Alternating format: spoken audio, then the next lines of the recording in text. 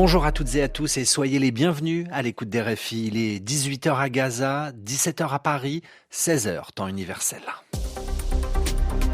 Le journal en français facile. Adrien Delgrange. Vendredi 23 février et à la une de cette édition, l'UNRWA va-t-elle pouvoir continuer à aider les réfugiés palestiniens ? Le directeur de cette agence de l'ONU tire la sonnette d'alarme, nous explique dans un instant Muriel Paradon. Fumer un joint en Allemagne sera bientôt autorisé par la loi. L'Allemagne légalise la consommation du cannabis. Nous sommes à Berlin. Et puis à quelques heures des Césars, cérémonie qui récompense le cinéma français. Et alors que se libère la parole sur les violences sexuelles, la ministre de la Culture, Rachida Dati, dénonce un aveuglement collectif. Voilà pour les titres, soyez les bienvenus. L'UNRWA a atteint un point de rupture. Autrement dit, le fonctionnement de l'agence de l'ONU pour les réfugiés palestiniens peut rompre, peut se casser à tout moment. Cette agence onusienne créée en 1949 est d'autant plus sollicitée depuis le début de la guerre entre le Hamas et Israël le 7 octobre dernier. Son but principal est de fournir une assistance humanitaire aux réfugiés de Palestine. Mais par manque d'argent, par manque de moyens financiers pour fonctionner, ce point de rupture est atteint, dit le chef de l'UNRWA dans une lettre adressée au président de l'Assemblée générale de l'ONU. Muriel Paradon, bonjour. Bonjour. Une lettre que vous avez pu lire. Oui, et le chef de l'UNRWA explique dans cette lettre de 3 pages qu'en l'absence de nouveaux financements, l'agence ne pourra plus assurer ses opérations d'ici au mois de mars. Philippe Lazzarini rappelle que 16 pays donateurs ont retiré ou suspendu leurs contributions, leurs aides, qui s'élèvent à 450 millions de dollars au total. Et cela après les accusations d'Israël selon lesquelles certains employés de l'UNRWA auraient été impliqués dans les attaques du 7 octobre. Le patron de l'UNRWA dit dans cette lettre qu'il s'agit seulement de 12 personnes sur les 30 000 employés de l'UNRWA, qu'elles ont été licenciées et qu'une enquête indépendante a été ordonnée. Mais malgré cela, Israël ne cesse d'appeler au démantèlement, à la démolition de l'agence qui subvient aux besoins des réfugiés palestiniens à Gaza ou en Cisjordanie, que ce soit par une aide humanitaire ou par l'éducation. Depuis des décennies, cette agence comble le vide créé par l'absence de processus de paix dans la région, poursuit le chef de l'UNRWA.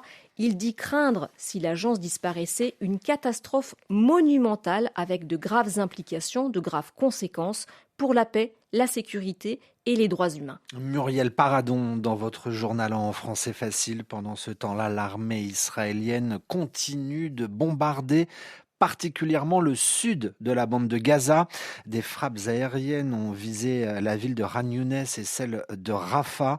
Le ministère de la Santé du Hamas affirme que les bombardements ont fait au moins 110 morts la nuit dernière. Sur le plan des négociations, nous apprenons qu'une délégation israélienne, des représentants israéliens sont arrivés à Paris aujourd'hui pour de nouveau pourparler des discussions entre plusieurs parties pour tenter d'arriver à un accord. RFI à Paris, 17h04. Où sera enterré l'opposant politique numéro 1 à Vladimir Poutine ? Les autorités russes menacent d'enterrer Alexeï Navalny sur le territoire de la colonie pénitentiaire de la prison où il est mort. C'est ce qu'assure aujourd'hui l'équipe de l'opposant, accusant les enquêteurs de vouloir imposer des funérailles en catimini, comprendre discrètement en se cachant. Au moins 5 morts en mer Méditerranée. Un bateau de migrants a chaviré. Il s'est retourné au large de Malte. Malheureusement, 5 migrants ont été ramenés sans vie sur la rive, a déclaré un colonel maltais, précisant que les secours étaient à la recherche d'éventuelles autres victimes. Selon les premières informations, une trentaine de personnes se trouvaient à bord de l'embarcation. Le bateau serait parti de Libye. 21 migrants ont été secourus et ils affirment venir de Syrie, d'Égypte, du Ghana et d'Érythrée. En Allemagne, fumer un joint sera autorisé par la loi à partir du 1er avril prochain. Il s'agit là d'une réforme d'ampleur, une réforme centrale du gouvernement allemand. Ce projet aura mis du temps à voir le jour car le sujet divise. Mais à partir du 1er avril prochain, ce qu'on appelle le cannabis récréatif sera légalisé en Allemagne. Le Bundestag, le Parlement allemand, l'a décidé aujourd'hui. Correspondance à Berlin de Pascal Thibault. Qui va encore aller chez un dealer pour acheter des produits dont la qualité est incertaine ? Le ministre de la Santé a défendu son projet de loi à la tribune du Parlement allemand. Pour Karl Lauterbach, la situation actuelle n'est pas acceptable. Le marché noir et la criminalité augmentent, la consommation des plus jeunes également sensiblement.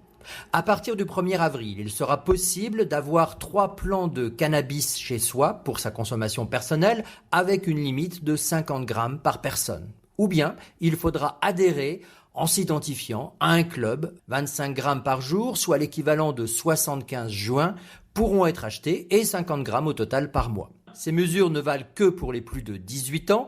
L'interdiction actuelle reste en vigueur pour les plus jeunes. Des campagnes d'information sur les dangers du cannabis pour les adolescents seront mises en place. Le nouveau texte est une promesse centrale du gouvernement, mais suscite des polémiques. Les médecins dénoncent la dépendance créée par le cannabis, d'autres l'impossibilité de contrôler l'application du texte. Pascal Thibault, Berlin RFI. Les agriculteurs français n'ont peut-être pas dit leur dernier mot. À la veille de l'ouverture du Salon de l'agriculture à Paris, rendez-vous annuel qui rassemble les paysannes et les paysans, eh bien, des tracteurs ont déjà défilé aujourd'hui dans les rues de la capitale. Ces agriculteurs qui maintiennent la pression sur le gouvernement et plus précisément sur Emmanuel Macron. Le chef de l'État doit se rendre demain au Salon de l'agriculture. Il compte bien organiser un grand débat, mais les agriculteurs de la FNSEA, le premier syndicat français en nombre d'adhérents, refuse d'y participer. L'Élysée reconnaît depuis une erreur après avoir invité à cette même table ronde le mouvement écologiste Les Soulèvements de la Terre à débattre avec les organisations syndicales, ce que la FNSEA ne veut pas.